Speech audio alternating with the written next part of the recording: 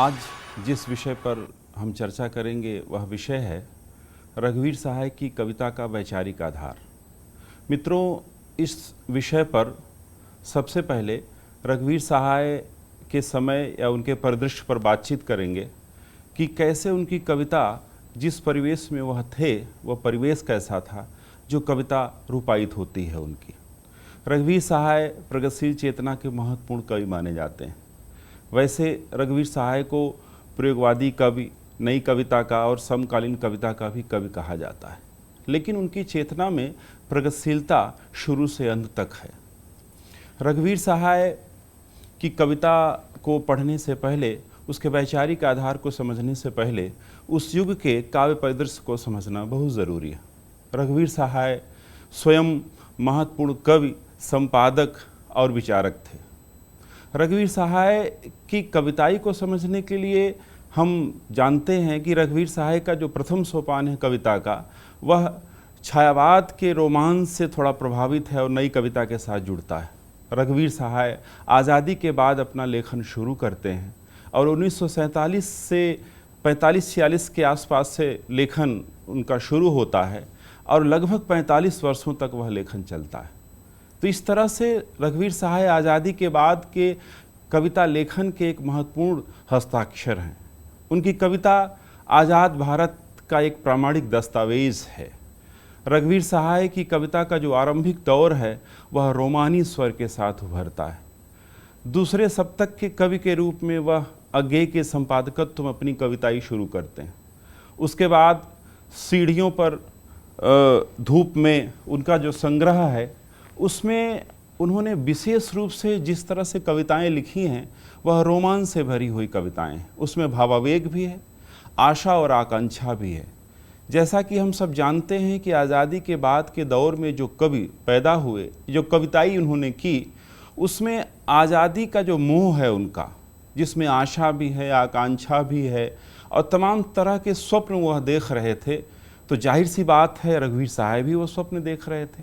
और रघुवीर सहाय ने अपने वैचारिक लेखन में भी यह लिखा है कि हम जिस दौर में लिख रहे हैं यह दौर आज़ादी का दौर है और इस आज़ादी के दौर में हमारे लेखन में तमाम सारी आशाएं हैं, आकांक्षाएं हैं और इस आशा और आकांक्षा में आप देखेंगे कि सिर्फ रघुवीर सहाय नहीं शामिल हैं, उस दौर के तमाम सारे कवि भी शामिल हैं। जैसे कि 1947 से 60 के बीच के दशक में जो कविता संग्रह प्रकाशित होते हैं उनके शीर्षक में ही आपको लगेगा कि कैसे इसमें आशा और आकांक्षा का एक नई चेतना दिखाई दे रही है। मसलन नागार्जुन का संग्रह सतरंगे पंखों वाली, रघुवीर सहाय का संग्रह, उसके अलावा अभी केदारनाथ सिंह का संग्रह। और रघुवीर सहाय जिस कवि से सबसे ज़्यादा मुतस्सिर हैं, जिससे प्रभावित हैं, वो नागार्जुन हैं। नागार्जुन प्रगतिशील चेतना के महत्वपूर्ण कवि। नागार्जुन जब लिखते हैं कि नए सूर्य में नए गगन में नया सूर्य जो चमक रहा है, इसमें भी आभा है मेरी। तो इस तरह से जो आभा मंडल, जो नए क्षितिज में नया सूर्य जो चमक रहा है, इस आभा मंडल की बात जो कहते हैं तो कहीं न कहीं अपनी रचनात्मकता के योगदान की भी बातचीत करते हैं और उस व्यापक जन समुदाय की तरफ से आवाज़ लगाते हैं जिसमें वो कहने की कोशिश करते हैं कि हम उसी जनप्रतिनिधि कवि के रूप में आपके सामने हैं और ये जो आज़ादी मिली है इसमें हमारी भी रक्त और हमारी भी मांस मज्जा लगी हुई, हमारी भी आशा और आकांक्षा इसके साथ जुड़ी हुई है। तो कवि जनता की तरफ से आवाज़ लगाता है और इसी तर्ज पर रघुवीर सहाय भी कहते हैं। रघुवीर सहाय की कविता में ये बात बार बार रूपायित होती है, जैसे कि रघुवीर सहाय यह कहते हैं, रघुवीर सहाय की कविताओं में इसको देखा और परखा जा सकता है।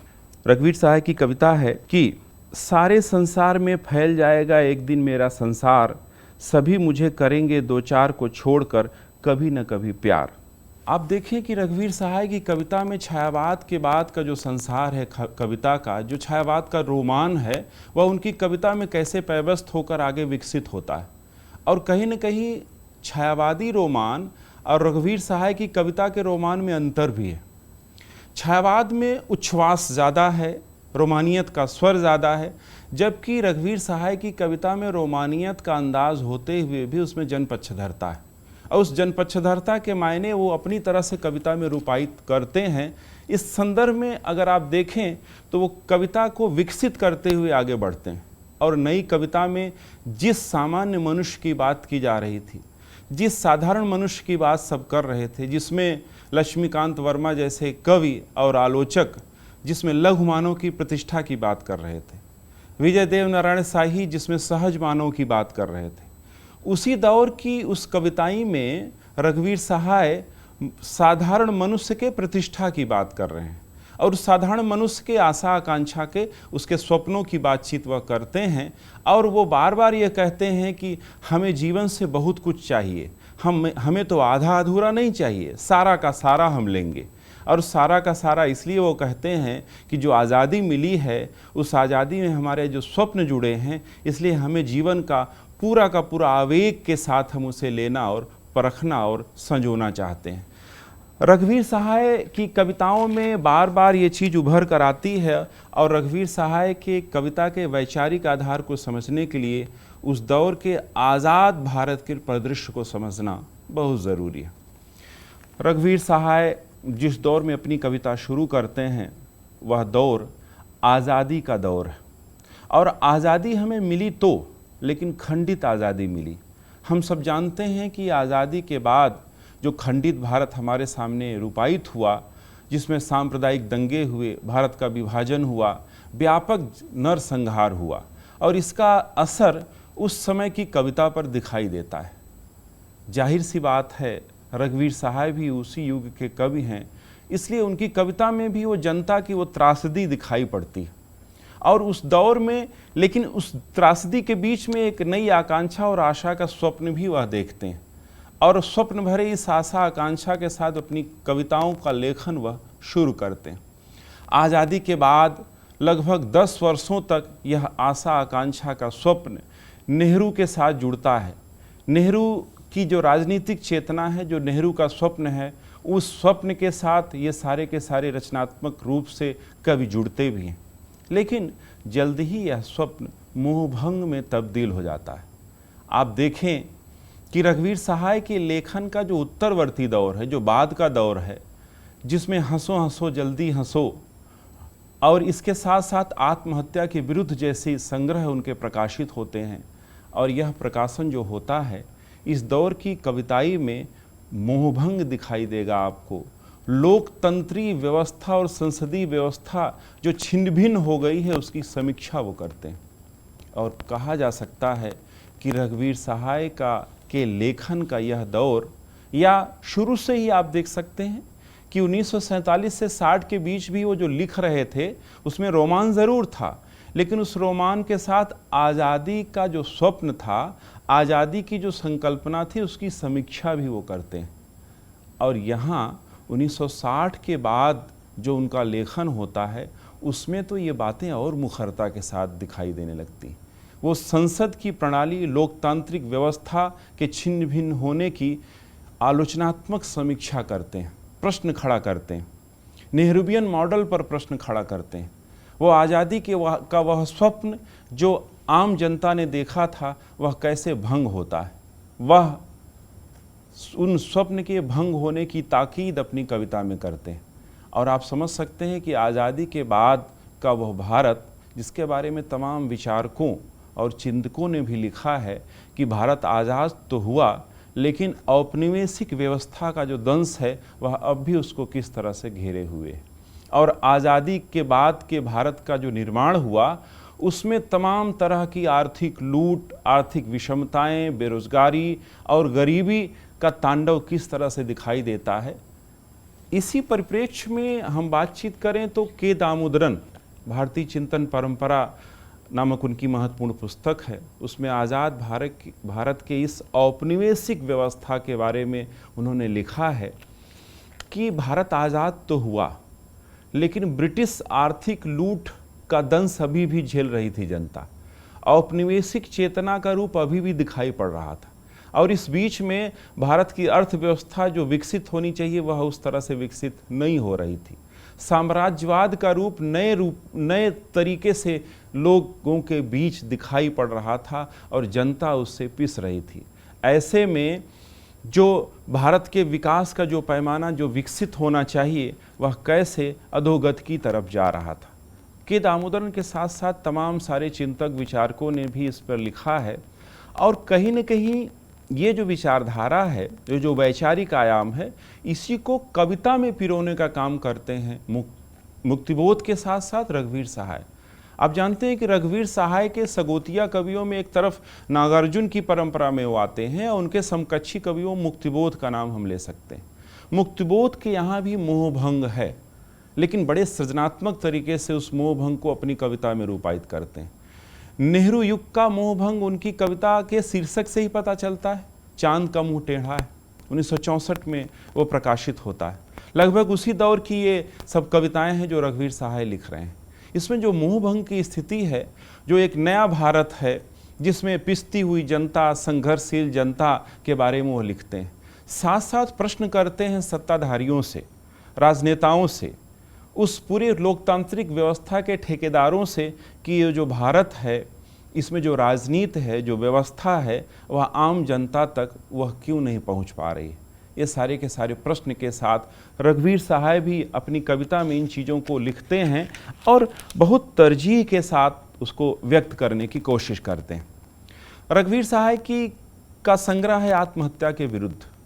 उसकी कुछ पंक्तियाँ देखें जिससे उस समय के लोकतांत्रिक व्यवस्था के बारे में उसकी समीक्षा कैसे करते हैं ये पता चलेगा। सन 1960 के बाद के दशक की बात करें तो 1962 में जो भारत चीन युद्ध हुआ, उस युद्ध ने कहीं न कहीं भारत की चेतना को बहुत झिंझोरा। आप जानते हैं कि चीनी युद्ध में, भारत चीन के युद्ध में चीन की विजय हुई और भारत की पराजय हुई। और उस पराजय ने आम जनता के बीच में जो भारत का शासक वर्ग था उसके प्रति एक प्रकार से निराशा पैदा कर दी। और उसी निराशा को रघुवीर सहाय अपनी कविता में भी रूपायित करते हैं। रघुवीर सहाय की कविता में लोकतंत्र की जो समीक्षा, 1960 के बाद के दौर की जो समीक्षा है, उसकी वह आलोचनात्मक रूप से हमारे सामने आती है। जैसे उनकी आत्महत्या के विरुद्ध कविता संग्रह की इन पंक्तियों को देखा जा सकता है। कितना आसान है पागल हो जाना, और भी जब उस पर इनाम मिलता है, राजधानी से कोई कस्बा दोपहर बाद छटपटाता है। एक फटा कोट, एक हिलती चौकी, एक लालटेन, दोनों बाफ मिस्त्री और 20 बरस का नरेन। दोनों पहले से जानते हैं पेंच की मरी हुई चूड़ियाँ, नेहरू युग के औजारों को मुसद्दी लाल की सबसे बड़ी देन। मित्रों, इस कविता में आप साफ तौर पर देख सकते हैं कि इसमें कैसे आज़ादी के बाद जो आम जनता है, जो मध्यवर्गीय जनता है, निम्न मध्यवर्गीय जनता है, उसको जो विकास का रूप उसके सामने होना चाहिए था वो कुछ दिखाई नहीं पड़ रहा था। इस कविता में हिलती हुई लालटेन है, एक चौकी है और एक पुराना कोट। ये प्रतीक है कि भारत में इतने वर्षों बाद भी आम जनता के जीवन में कोई बदलाव नहीं आया। उसको प्रतीकों के माध्यम से बड़ी व्यंग्यपरक भाषा में रघुवीर सहाय उकेरते हैं अपनी इस कविता में। रघुवीर सहाय की कविता इसी तरह से चलती है। वह अपनी कविता में जिस तरह से संवाद करते हैं, आम जनता के दुख दर्द को बयां करते हैं और यथार्थ को रूपायित करते हैं। और एक खास बात यह है कि रघुवीर सहाय की कविता में जो वैचारिकी का रूप इस दौर में दिखाई पड़ता है, उसको बहुत करीने के साथ वह अपनी कविता में दिखाते हैं। वह समय के साथ संवाद करते हैं, उसमें राजनीतिक सामाजिक जो परिदृश्य है उसके साथ वह संवाद करते हैं। उनका बार बार यह कहना है कि जनता के लिए जो स्वप्न देखा गया था, जनता को जो स्वप्न दिखाया गया था, कैसे वह पूरी तरह से असफल हो गया। जनता कैसे इस अव्यवस्था का शिकार हो रही है, आम जनता कैसे उस दंश को झेल रही है। इसीलिए रघुवीर सहाय की कविता में दुख दर्द झेलती हुई आम जनता के पात्र आते हैं। मुसद्दी लाल, रामदास, हरचरना, ये ऐसे ही पात्र हैं जो उस लोकतांत्रिक व्यवस्था के शिकार हैं जो आज़ादी के बाद भारत में फैली, जिसमें कुछ मुट्ठी भर लोग शासन सत्ता पर बैठे और उन्हीं के बीच में विकास दिखाई दिया, आम जनता के बीच में वह विकास नहीं पहुंचा। इसी की समीक्षा अपनी कविता में बार बार रघुवीर सहाय करने की कोशिश करते हैं। और रघुवीर सहाय लोकतांत्रिक व्यवस्था का वो जो रूप रघुवीर सहाय का दिखाई पड़ता है, उसमें जिस तरह की वो कविताएं लिखते हैं, जिस तरह की कविता में वो उस यथार्थ को रूपायित करते हैं, उसके कुछ नमूने और आपके सामने रखना चाहता हूँ मैं। जैसे उनकी कविता की कुछ पंक्तियाँ। सिंहासन ऊंचा है, सभा अध्यक्ष छोटा है, अगणित पिताओं के मुँह बाए बैठे हैं लड़के सरकार के, लूले काने बहरों विविध प्रकार के, हल्की सी दुर्गंध से भर गया है सभा कक्ष। और आप देख सकते हैं कि इस कविता में जो संसदीय प्रणाली है और संसद में बैठे हुए जो लोग हैं, जो नुमाइंदे हैं उस जनता के, किस तरह से तमाम सारी विषमताओं से भरा हुआ है वह कक्ष, दुर्गंध से भरा हुआ है वह कक्ष। ये दुर्गंध किसका है? ये दुर्गंध उस लोकतांत्रिक व्यवस्था का है, जिसमें किस तरह से विकास होना चाहिए लेकिन वो विकास नहीं हुआ, उसमें से उसकी सड़ांध आ रही है, उसकी दुर्गंध आ रही है। और इसी दुर्गंध के मार्फत उस पूरे के पूरे यथार्थ के विद्रूप को रचने की कोशिश करते हैं रघुवीर सहाय। रघुवीर सहाय की कविताओं में उस युग की पूरी जटिलताओं को बड़े ही बहुत चेतन संपन्न तरीके से दिखाया गया। और रघुवीर सहाय की कविता आत्महत्या के विरुद्ध के साथ साथ तमाम सारी और भी कविताएं जो उन्होंने लिखा है, उसमें एक बड़ी महत्वपूर्ण कविता उनकी है जिसमें वो अधिनायक नाम की कविता है। और अधिनायक कौन है? वो जो सत्ता में बैठा हुआ व्यक्ति।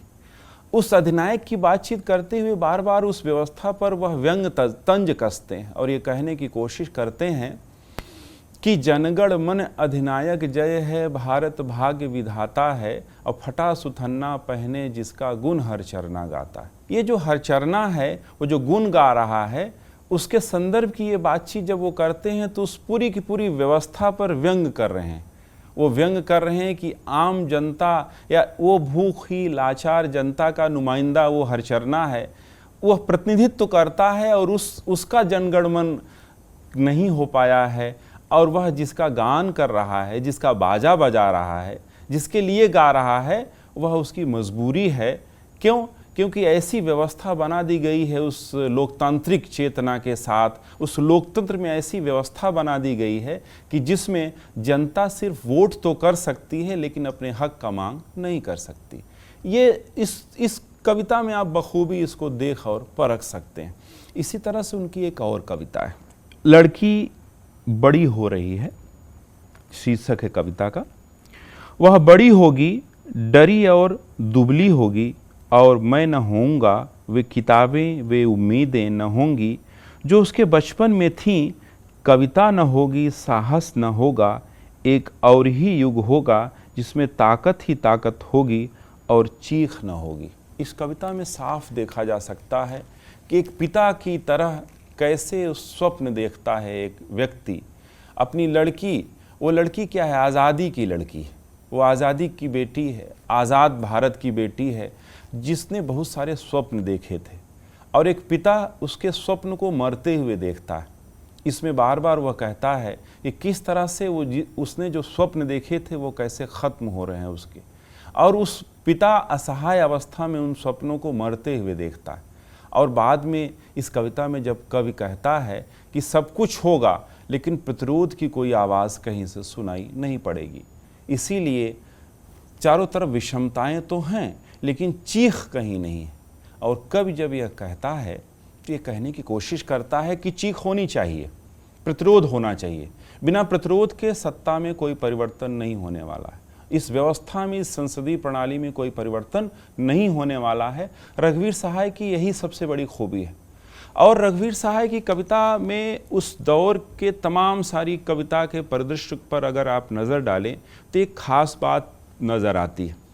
रघुवीर सहाय की कविता में साधारण जन की आवाज़ को साधारण भाषा में प्रस्तुत किया गया है, लेकिन ये साधारण भाषा जो है उसके बारे में कई बार आलोचकों ने आक्षेप भी किया है कि वह अखबारी भाषा है, वो साधारण बोलचाल की भाषा है, उसमें कविताई की गहराई नहीं दिखाई पड़ती। जबकि रघुवीर सहाय ने साफ साफ लिखा है, खुद अपने आत्मवचन में लिखा है कि मैं साधारण जनता की तरफ से साधारण भाषा में लिखता हूँ, लेकिन उसमें यथार्थ का पूरा विद्रूप रूपायित होता है। और इसका यह अर्थ हुआ कि रघुवीर सहाय की कविता अखबारी भाषा की कविता नहीं है। वो सिर्फ सूचनाएं नहीं देते, वह तमाम विषमताओं को बड़े गहरे से परखते हैं और परखने के साथ साथ उसकी समीक्षा भी करते हैं, उसका मूल्यांकन करते हैं और हमारे अंदर, हमारी चेतना के अंदर कुछ पैदा करने की कोशिश करते हैं, बताने की कोशिश करते हैं कि कैसे इस व्यवस्था को किस तरह से बदला जाए। और इसमें जनता को भी प्रश्नांकित करते हैं। उनका बार बार ये कहना है कि अगर जनता आवाज़ नहीं लगाएगी, सत्ता का विरोध जनता अगर नहीं करेगी, तो उसका हाल वही होगा, वो त्रस्त रहेगी, जैसे कि बार बार अपनी कविताओं में रघुवीर सहाय कहने की कोशिश करते हैं। तो रघुवीर सहाय का जो यथार्थ है कविता में, जो कहन है, वो उस दौर के तमाम कवियों से विशिष्ट है।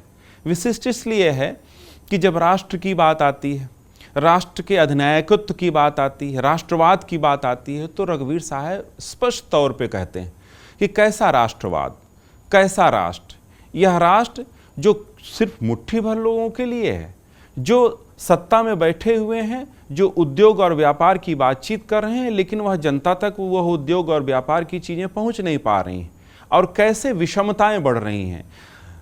शिक्षित जनता अशिक्षित जनता के बीच का जो पैमाना है, इसके साथ साथ उन्होंने ये बताया कि कैसे गरीब और लाचार जनता के बीच में वो तमाम सारी विकास की सुविधाएं अभी तक नहीं पहुंच पा रही हैं। इसको बहुत करीने से अपनी कविता में रखने की कोशिश करते हैं। और जब कोशिश करते हैं तो हम ये समझते हैं कि एक सजग नागरिक की तरह रघुवीर सहाय अपनी कविता में इसको लिखते हैं। रघुवीर सहाय की कविता में वायवीयता नहीं है, वो भावाकुल होकर नहीं लिखते, वो जनता की तरफ से आवाज़ लगाते हुए लिखते हैं और ये कहने की कोशिश बार बार करते हैं कि यह गतिशील तरीके से ये आवाज़ लगाते हैं। उनका समय के साथ जो परिवर्तन होता है, उस परिवर्तन को बहुत करीने से समझने की कोशिश करते हैं रघुवीर सहाय। उनकी एक कविता है जिसमें इस चीज़ को बहुत बखूबी समझा जा सकता है। मेरे शब्दों की ताक में बैठे हैं, जहाँ सुना नहीं गलत अर्थ लिया और मुझे मारा, इसलिए कहूँगा मैं, मगर मुझे पहले पाने दो, पहले ऐसी बोली जिसके दो अर्थ ना हो। दो अर्थ का भय नाम की ये कविता है। यह आपातकाल के दौरान की लिखी हुई कविता है। इमरजेंसी का जो दौर 1975 में आया, उसके बाद हम सब जानते हैं कि भारत में रचनात्मकता को किस तरह से कुचला गया, तमाम सारी आवाज़ों को कैद कर लिया गया। इसके साथ साथ उनको बातचीत करना, सत्ता के विरोध में वो कुछ कह ना पाएँ, इसलिए तमाम तरह की शोषणकारी व्यवस्था उनके ऊपर लागू की गई। इस पर व्यंग करते हैं रघुवीर सहाय इस कविता में, और ये कहते हैं कि मैं तो जनता के हित के लिए बोल रहा हूँ, लेकिन सत्ता का वह पक्ष जो मेरे जनता के हित में कही गई बातों को अपने अहित की बात समझ लेगा और मुझे जेल में डाल देगा। या कहा जाए कि अपनी तरह के तमाम सारे रचनाकारों के बारे में बातचीत करते हैं जो शोषणकारी व्यवस्था का विरोध कर रही है, और शोषणकारी व्यवस्था का प्रतिरोध जब वो करते हैं तो ये बताने की कोशिश बार बार कहते हैं कि इसमें भय सदैव व्याप्त है। क्यों? क्योंकि मैं कहूँगा कुछ और वो समझेंगे कुछ और। इस तरह जब वो कहते हैं तो कहीं न कहीं संकेत करने की कोशिश करते हैं रघुवीर सहाय, और ये बताने की भी कोशिश करते हैं कि मुझे भय नहीं है। दो अर्थ का भय तो है, लेकिन वह अपनी तरह से ये कहते हैं कि अगर भयातुर हो गए हम तो असली बात बाहर आ नहीं पाएगी, और जनता जिस तरह से त्रस्त है वह उसी तरह से रहेगी। एक खास बात और कि इमरजेंसी के बाद जो भारत आया, जिसमें आप जानते हैं कि कांग्रेस की बुरी तरह से हार हुई, जनता दल का शासन आया और उसमें जनता सरकार आई, तो उसमें वह दौर भी आया कि जिसके बारे में कहा गया कि दूसरी आज़ादी, जबकि वो दूसरी आज़ादी नहीं है। हरशंकर परसाई जैसे प्रगतिशील लेखक वो लिखते हैं कि यह अंधश्रद्धा या विकलांग श्रद्धा का दौर है। यह दौर बहुत बदला नहीं है। जनता तो जनता फिर भावुक हुई, उसे लगा कि अब परिवर्तन होगा, अब हमारी सरकार आ गई है, लेकिन वहाँ भी कुछ होने वाला तो था नहीं। इसी पर तंज कसते हैं रघुवीर सहाय, उसको लिखते हैं। रघुवीर सहाय ये बताने की कोशिश करते हैं कि नहीं, बदलाव तो हम जब तक नहीं चाहेंगे तब तक नहीं होगा। सिर्फ शासन सत्ता का मुंह देखने से चीज़ें बदलने वाली नहीं होती, क्योंकि लोग बदल जाते हैं, कुर्सी तो वही रहती। तो इस तरह से रघुवीर सहाय उस पूरी संसदीय प्रणाली, उस पूरी व्यवस्था के बारे में, उस पूरे परिवेश को बहुत आलोचनात्मक तरीके से एक पैनी निगाह के साथ एक समर्थ भाषा में उसको रचने की कोशिश करते हैं। और रघुवीर सहाय की कविता की यह खूबी है, यह उनकी, कि वह यथार्थ का विद्रूप रूप रचते हैं और उसके साथ उसके प्रतिरोध का रास्ता भी बताते हैं। वह सिर्फ यथार्थ नहीं रचते, उनकी एक खूबी है कि प्रतिरोध जब तक नहीं होगा तब तक उम्मीद का रास्ता नहीं मिलेगा। और इस तरह से वह तमाम सारी विसंगतियों और मोहभंग की कविता लिखते हुए भी अपनी कविता में अंत तक आशा, आकांक्षा और उम्मीद कभी छोड़ते नहीं। उनकी कविता की ये पंक्तियाँ ये बताती हैं कि एक रचनाकार जनता को कैसे आशान्वित करता है, उसके अंदर प्रतिरोध की चेतना कैसे पैदा करता है। रघुवीर सहाय की कविता में सिर्फ मोहभंग नहीं है, उनकी कविता में मोहभंग के साथ साथ वो ये बार बार कहने की कोशिश करते हैं कि कैसे कविता में मुझे ललकारना भी है, प्रतिरोध की एक नई आवाज़ भी लगानी है और उम्मीद का नया रास्ता भी जनता को दिखाना है। तो इस तरह से वह उसी दौर में जिसमें बार बार वह मोहभंग की कविता लिख रहे थे, लेकिन उनकी बहुत सारी ऐसी पंक्तियां हैं जो जनता के भीतर शक्ति पैदा करती, जनता को एक रास्ता दिखाती। और कहना ना होगा कि हर बड़ा कवि इसी तरह से रास्ता दिखाता है, क्योंकि सिर्फ प्रतिरोध करना कवि या रचनाकार का दायित्व तो नहीं है। रचनाकार का दायित्व तो तब पूरा होता है जब प्रतिरोध का रास्ता भी दिखाए और जनता की तरफ संघर्ष करने की चेतना भी उसके अंदर पैदा करे और वह दिशा भी दिखाए कि किस तरफ से क्रांति करनी है, आंदोलन किस तरह से होना चाहिए और अपने अंदर दबी हुई चेतना और चिंगारी को कैसे बाहर लाने की कोशिश करनी चाहिए। उनकी इसी तरह की संवेदना को रूपायित करती हुई यह कविता है। इस डरावने समाज में रहकर चीखते रहने के अलावा कुछ और मुझे करना था।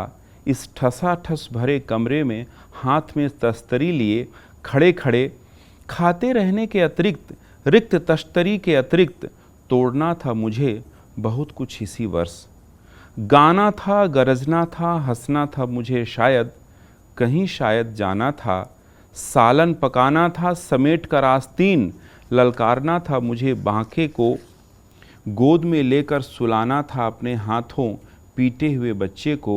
मुझे कुछ और करना था हाँफते हुए नमस्ते करने के अलावा आज सुबह।